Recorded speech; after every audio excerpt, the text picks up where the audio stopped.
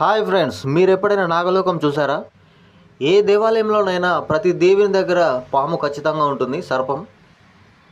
కానీ ఈ దేవాలయంలో మాత్రం మొత్తం సర్పాలే ఉంటాయి. ఇది ఒక నాగలోకం అంటారు.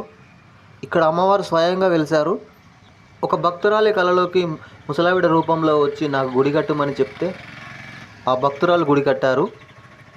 కొన్ని సంవత్సరాల తర్వాత ఆ భక్తురాలు జీవ సమాధి తీసుకొని ఇక్కడే దేవతగా కొలువై ఉన్నారు.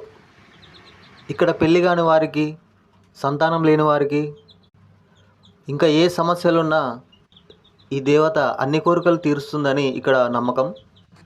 ఈ గుడి ప్రాంతంలో ఎక్కడ చూసినా నాగప్రతిష్ఠలే కనిపిస్తూ ఉంటాయి.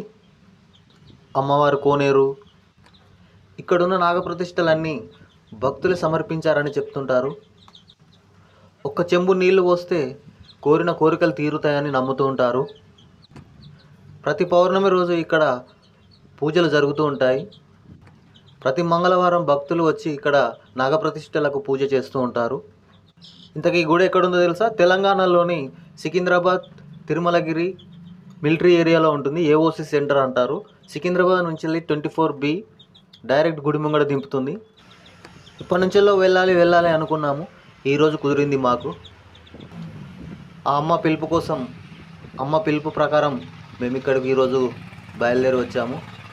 దర్శనం జరిగింది. వీలైతే మీరు కూడా దర్శించండి ఫ్రెండ్స్. బాయ్.